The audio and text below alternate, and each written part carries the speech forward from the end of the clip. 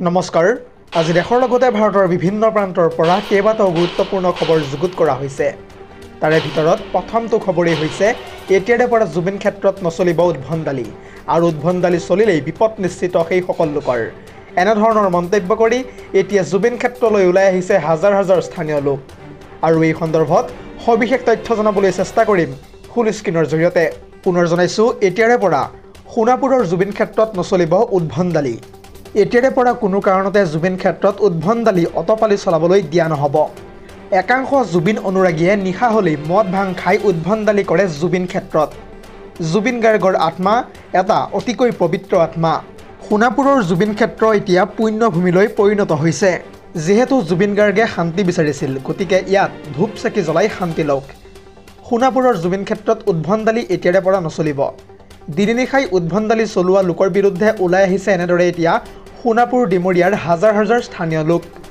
জুবিন ক্ষেত্ৰ দৰ্শনৰ নামত একাংশই উদ্ভণ্ডালি কৰি এতিয়া সোণাপুৰৰ বদনাম কৰাৰ চেষ্টা চলাইছে চৰকাৰে সকলো সুবিধা দিয়াৰ পিছতো একাংশ লোকে চলাই গৈছে এতিয়া উদ্ভণ্ডালি আৰু এই উদ্ভণ্ডালিৰ বিৰুদ্ধে এইবাৰ ওলাই আহিছে হাজাৰ হাজাৰ লোক পৰৱৰ্তী খবৰটো হৈছে ভাৰত চীন ৰাছিয়াৰ বৰ্ধিত বন্ধুত্বই এতিয়া চিন্তাত পেলাইছে আমেৰিকাক ভাৰতৰ প্ৰধানমন্ত্ৰী নৰেন্দ্ৰ মোদীক প্ৰাণে মৰাৰ ষড়যন্ত্ৰ ৰচিছিল হেনো আমেৰিকাই আৰু এই সন্দৰ্ভত সবিশেষ তথ্য জনাম ফুল স্ক্ৰীনৰ জৰিয়তে পুনৰ জনাইছো চীনত হত্যাৰ চেষ্টা চলোৱা হৈছিল প্ৰধানমন্ত্ৰী নৰেন্দ্ৰ মোদীক প্ৰধানমন্ত্ৰী মোদীক হত্যাৰ চেষ্টা চলাইছিল আমেৰিকাৰ গুপ্তচৰ সংস্থাই ৰাষ্ট্ৰপতি পুতিনে ৰক্ষা কৰিছিল প্ৰধানমন্ত্ৰী নৰেন্দ্ৰ মোদীৰ জীৱন ভ্লাদিমিৰ পুতিনৰ গাড়ীত বহুৱাই ৰুছ ভাৰতীয় চোৱাংচোৱাই ৰক্ষা কৰিছিল মোদীৰ জীৱন কিছু সময়ৰ পূৰ্বে আৰএছএছৰ মুখপাত্ৰ অৰ্গেনাইজাৰত বিস্ফোৰক তথ্য প্ৰকাশ পাইছে জানিব পৰা মতে চীনৰ টিয়ানজিনত অনুষ্ঠিত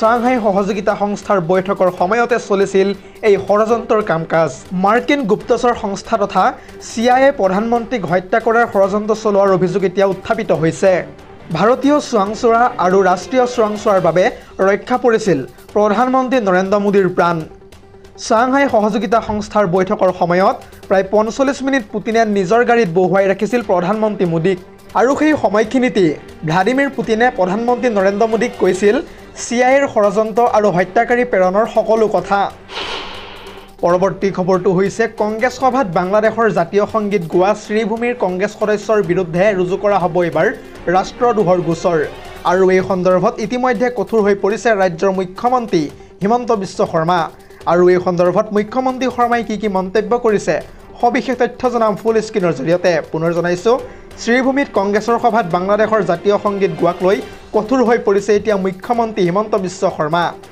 কংগ্ৰেছৰ এই কাণ্ড কোনোপধ্যেই এতিয়াৰে পৰা মানি লোৱা নহ'ব এই মন্তব্য মুখ্যমন্ত্ৰী শৰ্মাৰ শ্ৰীভূমিৰ কংগ্ৰেছ সদস্যৰ বিৰুদ্ধে ৰুজু হ'ব ৰাষ্ট্ৰদ্ৰোহৰ গোচৰ ৰুজু কৰাৰ বাবে ইতিমধ্যে অসম আৰক্ষীক নিৰ্দেশ প্ৰদান কৰিছে ৰাজ্যৰ মুখ্যমন্ত্ৰীগৰাকীয়ে লগতে শীঘ্ৰে এইসকলৰ ওপৰত লোৱা হ'ব আইনী ব্যৱস্থা দৰ্শকসকল আৰু বহুতো গুৰুত্বপূৰ্ণ খবৰ আছে যদিহে আপুনি এতিয়ালৈকে এই ভিডিঅ'টোত লাইক কৰা নাই তেন্তে এতিয়া লাইক কৰি দিয়ক আৰু এনে ধৰণৰ খবৰসমূহ প্ৰত্যেক দিনে পাই থাকিবৰ কাৰণে চেনেলটো ছাবস্ক্ৰাইব কৰি কাষতে থকা বেল আইকনটো প্ৰেছ কৰি ৰাখিবলৈ একেবাৰে নাপাহৰিব পৰৱৰ্তী খবৰটো হৈছে আন এটা বহুতেই বেছি গুৰুত্বপূৰ্ণ খবৰ কিয়নো এইবাৰ বীৰ লাচিত সেনাৰ বিৰুদ্ধে কঠোৰ হৈ পৰিছে ৰাজ্যৰ প্ৰশাসন ইতিমধ্যে বীৰ লাচিত সেনাৰ সভাপতি সম্পাদক সহ ৫জনকৈ লোকক পুৱাই গ্ৰেপ্তাৰ কৰা হৈছে আৰু এই সন্দৰ্ভত সবিশেষ তথ্য চাওঁ আহক ইতিমধ্যে এজনৰ পিছত আন এজন বীৰ লাচিত সেনাৰ সদস্যক গ্ৰেপ্তাৰ কৰা হৈছে এইবাৰ বীৰ লাচিত সেনাৰ সভাপতি সম্পাদক সহ ৫জনকৈ লোকক গ্ৰেপ্তাৰ কৰিছে আৰক্ষীয়ে বীৰ লাচিত সেনাৰ নলবাৰী জিলা সমিতিৰ সভাপতি সাধাৰণ সম্পাদক সহ ৫জনকৈ লোকক পুৱাই গ্ৰেপ্তাৰ কৰা হৈছে এটা বিগ ব্ৰেকিং নিউজ জনাই আছে এই মুহূৰ্তত আটক কৰা হৈছে দিলীপ বৰ্মন নৱজিৎ বৰ্মন প্ৰাঞ্জল বৰ্মন পংকজ লোচন ডেকা আৰু আসিফুৰ জামান নলবাৰী সমিতিয়ে ছট পূজা আৰু ৰাস মহোৎসৱত সংগীতক লৈ জাৰি কৰিছিল হেনো SOP বীৰ লাচিত সেনাৰ সদস্যসকলক বৰ্তমানে জেৰা চলাই আছে ইতিমধ্যে আৰক্ষীয়ে বীৰ লাচিত সেনাৰ বিৰুদ্ধে এইবাৰ ৰাজ্যৰ ভিন্ন প্ৰান্তত আৰক্ষীয়ে চলাইছে অভিযান কেৱল ইমানেই নহয় সামগুৰি আৰক্ষীৰ জালত পৰিছে এতিয়া বীৰ লাচিত সেনাৰ দুজনকৈ সদস্য কলিয়াবৰ আঞ্চলিক সমিতিৰ সভাপতি দীপজ্যোতি ফুকন আৰু সদস্য তথা ৰূপতি বৰাক ইতিমধ্যে গ্ৰেপ্তাৰ কৰা হৈছে আৰু আটাইৰে বিৰুদ্ধে চোৱাংগুৰু ব্যৱসায়ীৰ পৰা ধন দাবী কৰাৰ অভিযোগ এতিয়া উত্থাপিত হৈছে পৰৱৰ্তী খবৰটো হৈছে আন এটা বহুতেই বেছি গুৰুত্বপূৰ্ণ খবৰ। আপোনাৰ বাৰু এতিয়ালৈকে ভোটাৰ তালিকাত নাম অহা নাই নেকি বা নাম খেলিমেলি হৈ আছে নেকি? যদিহে এনেধৰণৰ সমস্যা হৈছে তেন্তে চিন্তা নকৰিব। ইতিমধ্যে মুকলি কৰা হৈছে বিশেষ হেল্পলাইন নম্বৰ আৰু সেই হেল্পলাইন নম্বৰৰ জৰিয়তে আপুনি অভিযোগ দিব পাৰিব। আৰু এই সন্দৰ্ভত সবিশেষ তথ্য চাওঁ আহক। পুনৰ জনাইছোঁ, ভোটাৰ তালিকাত নাম নাই যদি আপুনি এতিয়া আৰু চিন্তা কৰিব নালাগে। তৎক্ষণাত অভিযোগ দিব পাৰিব। এতিয়াৰে পৰা ফোনযোগে দিব পাৰিব নিৰ্বাচন সম্পৰ্কীয় সকলো সমস্যাৰ গোচৰ। এটা ফোন কলতেই হ'ব সকলো সমস্যা সমাধান। ভোটাৰসকলৰ বাবে ইতিমধ্যে মুকলি কৰা হৈছে হেল্পলাইন নম্বৰ 1950 নম্বৰত ফোন কৰি দিব পাৰিব নিৰ্বাচন সম্পৰ্কীয় সকলো অভিযোগ। পুৱা ঠিক 8 বজাৰ পৰা নিশা ঠিক 8 বজালৈকে খোলা থাকিব হেল্পলাইন নম্বৰ। যিহেতু 36খন ৰাজ্য আৰু জিলা পৰ্যায়ৰ বাবে ৰাষ্ট্ৰীয় ভোটাৰ হেল্পলাইন নম্বৰ ইতিমধ্যে মুকলি কৰা হৈছে। লগতে booking A call with BLO সুবিধাও মুকলি কৰিছে নিৰ্বাচন আয়োগে। ইয়াৰ সহায়ত নাগৰিকে BLOৰ সৈতে পোনপটীয়াকৈ যোগাযোগ কৰিব পাৰিব। প্ৰতিখন ৰাজ্য, কেন্দ্ৰীয় শাসিত অঞ্চল আৰু জিলাক্ৰমে নিজাকৈ ৰাজ্যিক যোগাযোগ কেন্দ্ৰ স্থাপন কৰা হ'ব। এটা বিগ ব্ৰেকিং নিউজ জনাই আছোঁ এই মুহূৰ্তত। আৰু এই জিলা যোগাযোগ কেন্দ্ৰ স্থাপন কৰিবলৈ ইতিমধ্যে নিৰ্দেশ প্ৰদান কৰিছে নিৰ্বাচন আয়োগে। আৰু এই কেন্দ্ৰসমূহে আঞ্চলিক ভাষাত সহায় আগবঢ়াব। লগতে অভিযোগসমূহ প্ৰেৰণ কৰিবৰ বাবে complaints@eci.gov.in-লৈও আপুনি ইমেইলৰ জৰিয়তে অভিযোগ প্ৰেৰণ কৰিব পাৰে। পৰৱৰ্তী খবৰটো হৈছে আন এটা বহুতেই বেছি উদ্বেগজনক খবৰ। এইবাৰ অসমৰ আকাশত হঠাৎ বায়ুসেনাৰ প্ৰায় 22খনকৈ হেলিকপ্টাৰে অৱতৰণ কৰা দেখিবলৈ পোৱা গৈছে। বহু সময় ধৰি ইতিমধ্যে চাঞ্চল্যৰ সৃষ্টি হৈছে স্থানীয় লোকসকলৰ মাজত। আৰু এই সন্দৰ্ভত সবিশেষ তথ্য চাওঁ আহক। পুনৰ জনাইছোঁ, অসমৰ আকাশত হঠাৎ এইবাৰ বায়ুসেনাৰ 22খনকৈ হেলিকপ্টাৰ দেখিবলৈ পোৱা গৈছে। বহু সময় ধৰি ইতিমধ্যে চাঞ্চল্যৰ সৃষ্টি হৈছে জনতাৰ মাজত। ধেমাজিৰ জীয়াঢল নদীৰ পাৰত বায়ুসেনাৰ হেলিকপ্টাৰে অৱতৰণ কৰা এক দৃশ্য ইতিমধ্যে ভাইৰেল হৈ পৰিছে।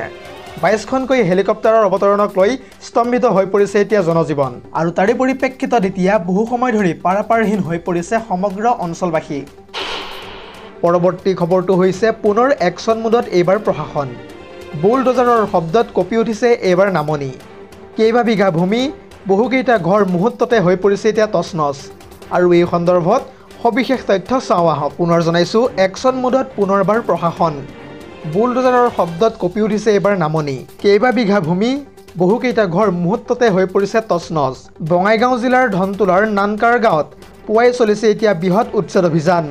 প্ৰায় 44 বিঘা ভূমিত চলিছে প্ৰশাসনৰ বুলডোজাৰ। জানিব পৰা মতে 44 বিঘা মাটিত প্ৰায় 29টা পৰিয়ালে অবৈধভাৱে কৰি আহিছিল বসবাস।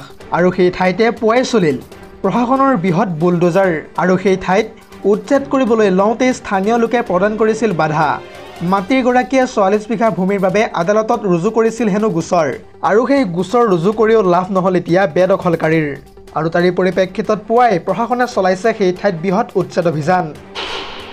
পৰৱৰ্তী খবৰটো হৈছে আন এটা বহুতেই বেছি গুৰুত্বপূৰ্ণ খবৰ। ৱাকফ আইনৰ বিৰুদ্ধে পুনৰ ওলাই আহিছে এইবাৰ হাজাৰ হাজাৰ লোক। ইতিমধ্যে 2000তকৈ অধিক লোকক গ্ৰেপ্তাৰ কৰিছে আৰক্ষীয়ে। আৰু এই সন্দৰ্ভত সবিশেষ তথ্য চাওঁ আহক। এইবাৰ ৱাকফ আইনৰ বিৰুদ্ধে ৰাজপথলৈ ওলাই আহিল হাজাৰ হাজাৰ মুছলমান লোক। চৰকাৰৰ বিৰুদ্ধে জেল ভৰো কাৰ্যসূচীত অংশ লৈছে হাজাৰ হাজাৰ লোকে। ইতিমধ্যে 2000তকৈ অধিক লোকক আটক কৰিছে আৰক্ষীয়ে। এটা বিগ ব্ৰেকিং নিউজ জনাই আছোঁ এই মুহূৰ্তত। মহাৰাষ্ট্ৰৰ জলগাঁৱত ৱাকফৰ বিৰুদ্ধে উত্তাল প্ৰতিবাদী কাৰ্যসূচী ৰূপায়ণ কৰিছে হাজাৰ হাজাৰ মুছলমান লোকে। ৱাকফ আইনে মুছলমানৰ ধৰ্মৰ স্বাধীনতা খৰ্ব কৰিব বুলি এতিয়া অভিযোগ দাখিল কৰিছে প্ৰতিবাদকাৰীসকলে। কোনো কাৰণতে ৱাকফ আইন গ্ৰহণ নকৰোঁ বুলি স্পষ্টভাৱে এতিয়া মন্তব্য কৰিছে একাংশ প্ৰতিবাদকাৰীয়ে। শীঘ্ৰে এই আইন বাতিল কৰিবলৈকৈ এতিয়া দাবী উত্থাপন কৰিছে প্ৰতিবাদকাৰীসকলে। News desk report, ZD news.